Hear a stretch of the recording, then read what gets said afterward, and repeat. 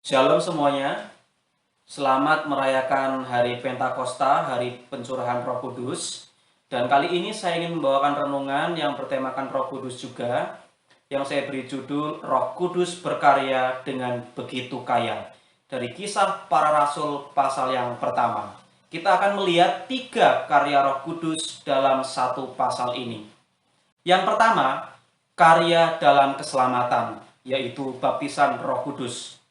Perhatikan ayat yang kelima. Sebab Yohanes membaptis dengan air, tetapi tidak lama lagi kamu akan dibaptis dengan Roh Kudus. Dibaptis dengan Roh Kudus. Baptisan Roh Kudus, saudara, itu adalah karya Roh Allah yang mempersatukan orang percaya dengan Kristus bersama dengan segala orang kudus menjadi satu tubuh. Dalam 1 Korintus 12 ayat 13 dikatakan, sebab dalam satu roh kita semua, baik orang Yahudi maupun orang Yunani, baik budak maupun orang merdeka, telah dibaptis menjadi satu tubuh.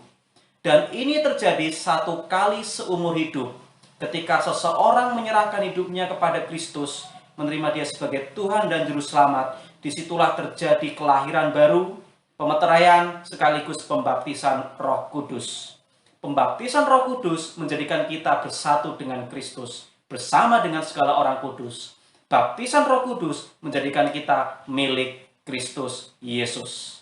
Jadi ini bukan pengalaman yang bisa diulang-ulang, ini bukan pengalaman yang bisa diadakan oleh manusia, tetapi hanya satu kali seumur hidup dalam diri orang percaya, dan ini dikerjakan oleh Tuhan. Sebab ayat 5 memakai kata kerja pasif. Kamu akan dibaptis. Jadi usaha manusia tidak bisa mengadakan baptisan Roh Kudus. Apakah itu penumpangan tangan, apakah itu puasa, tidak bisa. Karena ini murni inisiatif dan karya Allah. Nah, saudara, kita semua yang sudah percaya kepada Yesus, menjadi orang Kristen, telah menerima baptisan Roh Kudus, kita menjadi milik Kristus. Artinya apa? Kita dalam penyertaannya, kita dalam kasihnya, kita dalam perlindungannya, kita menjadi ahli warisnya. Dan satu nats yang luar biasa yang saya lihat dalam Roma pasal 8, tidak ada hal apapun yang bisa memisahkan saya dan saudara dari kasih Kristus, karena kita sudah menjadi miliknya. Yang kedua, karya dalam misi dan pelayanan dengan memberikan kuasa. Perhatikan ayat yang ke-8. Tetapi kamu akan menerima kuasa kalau Roh Kudus turun ke atas kamu, dan kamu akan menjadi saksiku di Yerusalem dan di seluruh Yudea dan Samaria dan sampai ke ujung bumi.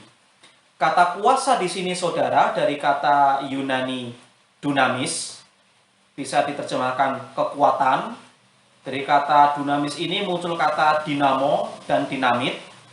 Dinamo itu kumparan kecil tapi bisa memberi energi dan tenaga untuk sebuah benda yang lebih besar. Misalnya sepeda ontel zaman dulu, dia memiliki dinamo. Lampu-lampunya bisa menyala. Atau dinamit, ya, bisa meledakkan bangunan sebesar apapun dengan dinamit. Ada daya ledak yang luar biasa. Nah, kekuatan semacam inilah yang diberikan Roh Kudus kepada para murid Yesus kala itu untuk menjadi saksi mulai dari Yerusalem sampai ke ujung bumi.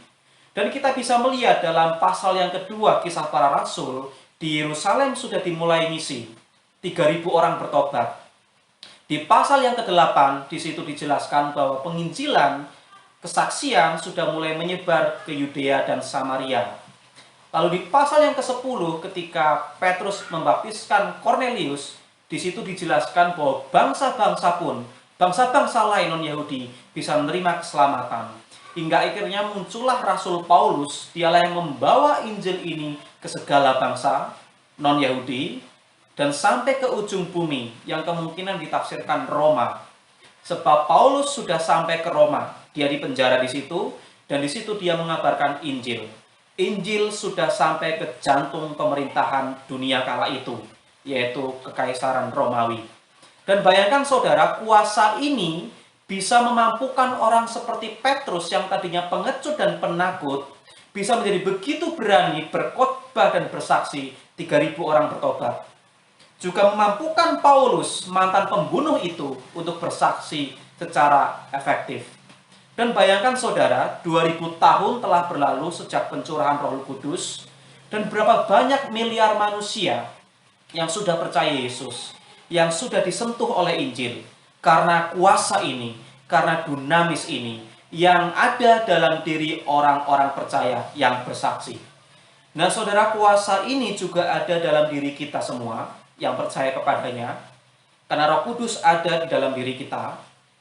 Kuasa di dalam Roh Kudus dalam diri kita inilah yang memampukan kita untuk bersaksi dan melayani.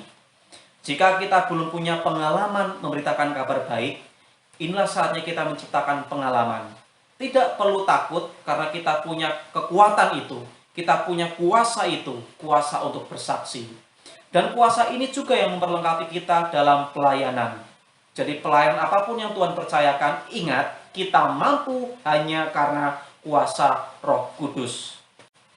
Yang ketiga, karya dalam pengilhaman, menginspirasi penulisan kitab suci. Perhatikan ayat yang ke-16. Hai saudara-saudara, haruslah genap nas kitab suci yang disampaikan Roh Kudus dengan perantaraan Daud tentang Yudas. Dua poin yang saya ambil dari ayat 16 ini ialah bahwa Roh Kudus mengilhami dengan memakai orang, dan Roh Kudus ketika mengilhami, firman-Nya pun tergenapi, bisa dipercaya. Saya ingin sampaikan bahwa Roh Kudus ketika mengilhami penulisan kitab suci, dia bisa memakai orang dari latar belakang apapun.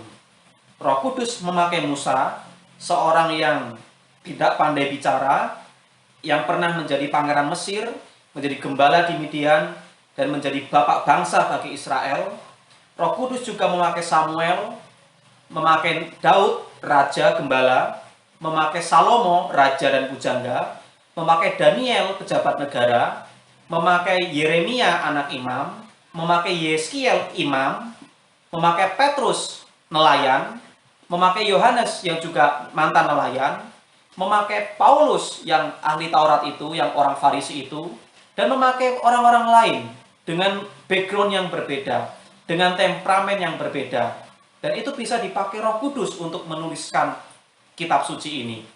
Dan Roh Kudus memakai beragam genre atau jenis sastra. Ada narasi, ada puisi, epistolari atau surat, kemudian apokaliptik, perumpamaan, dan banyak hal lain. Roh Kudus begitu kreatif dan berkuasa dalam mengilhami kitab suci. Dan apa yang dikatakan ini benar tanpa salah, karena Roh Kudus yang mengilhamkannya. Nah saudara, dalam genggaman saya ini ada kitab yang luar biasa. Semua kehendak Allah dinyatakan di sini. Tidak ada masalah yang tidak ada solusinya. Semua ada dalam kitab ini. Masalah keselamatan manusia, kejatuhan manusia, solusi dosa ada di sini. Tentang hubungan, pernikahan, pekerjaan, sifat, karakter ada di sini. Dan hal-hal lain dibahas di sini. Kita punya Alkitab yang luar biasa. Nah saudara, jika kita ingin tahu kehendak Allah atau kehendak Roh Kudus, tidak lagi perlu mencari bisikan-bisikan atau penglihatan-penglihatan, karena semua sudah lengkap dalam Alkitab ini.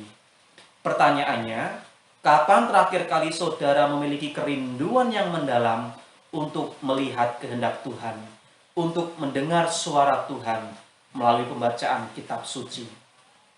Jadi inilah saudara 3 karya Roh Kudus yang luar biasa dalam Kisah Para Rasul pasal yang pertama.